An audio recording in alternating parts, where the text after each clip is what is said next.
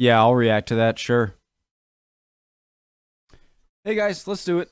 Preemptive like Sweeney, awesome, not Swibney. My name is Connor. Hello, if you are new. I like to learn about things.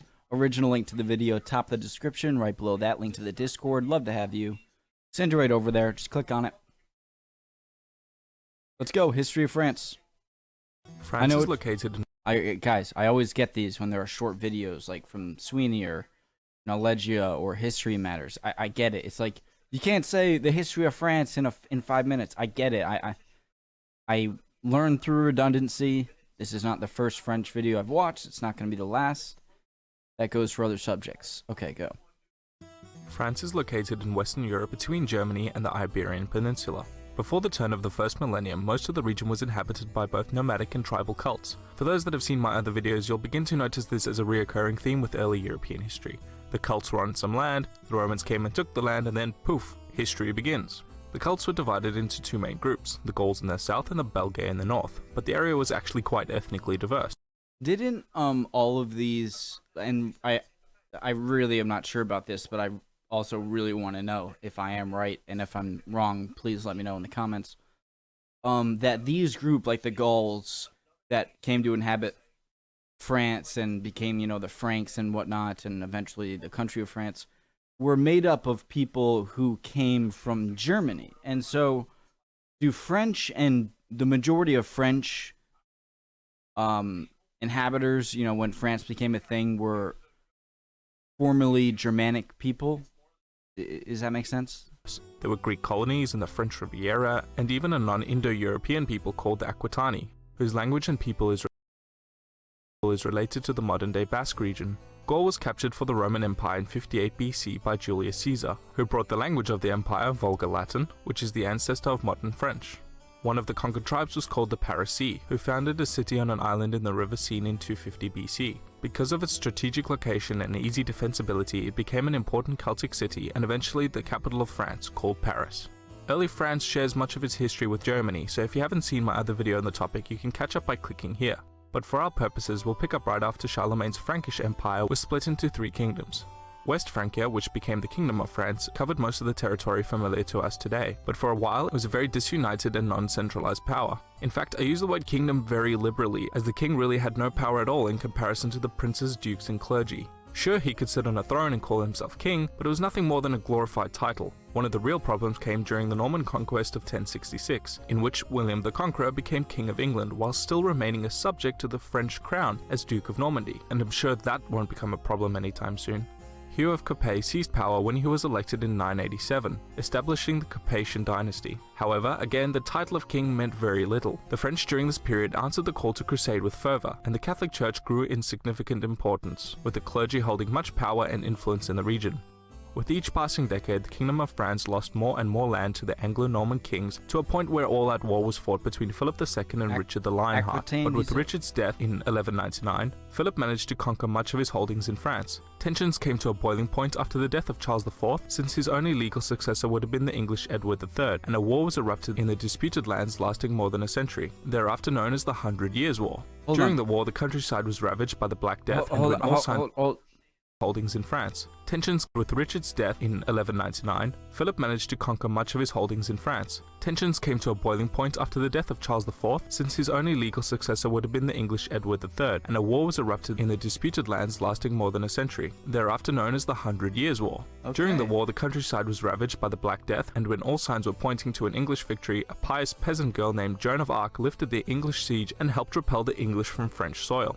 In 1477, France won the western half of Burgundy in a war with the Habsburgs, and in 1532 incorporated the Duchy of Brittany, greatly expanding her territory. France became a... Man, so the 1300s living in France was not a good time.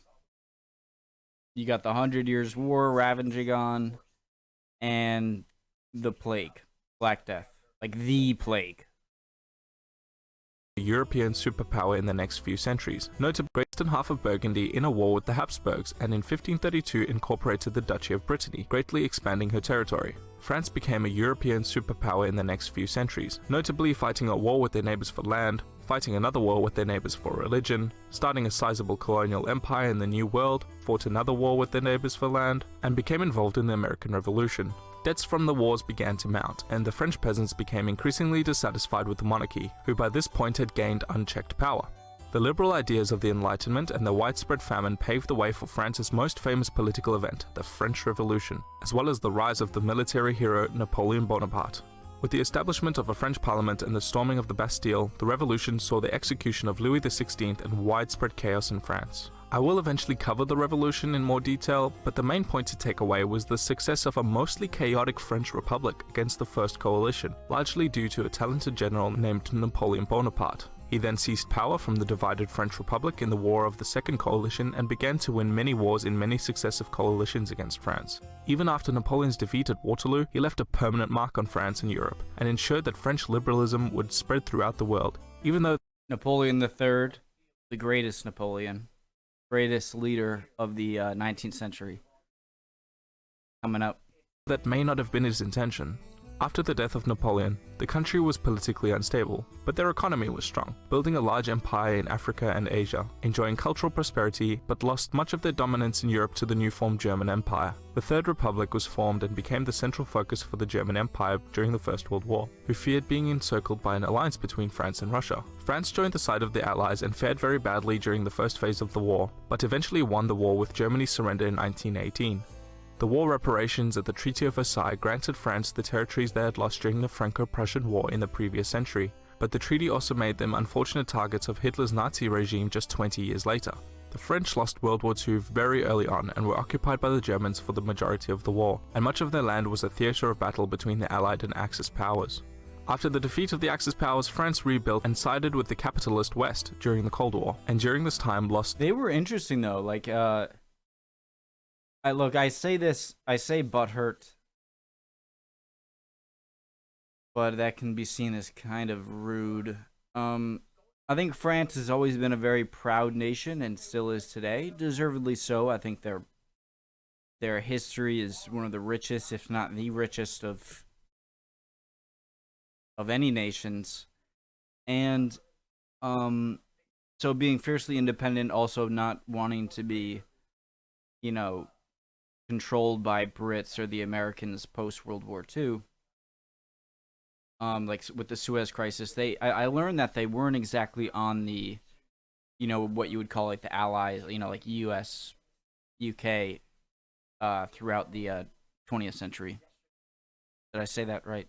The colonial empire. However, the modern-day French Republic is one of the founders of the European Union and the most visited country in the world with a huge tourism sector. Paris is beautiful. Thank you so much for watching, guys. If you enjoyed the video, please like and subscribe. I'll be putting out new videos like this as often as I can. Unlike, if you'd like to help out, you can support me on Patreon. Resubscribe. And we'll see you next time. Re-like. Did I talk over? Support me on. I'll oh be yeah, it's putting Patreon. out new videos like this. See you next time. So yeah, great video.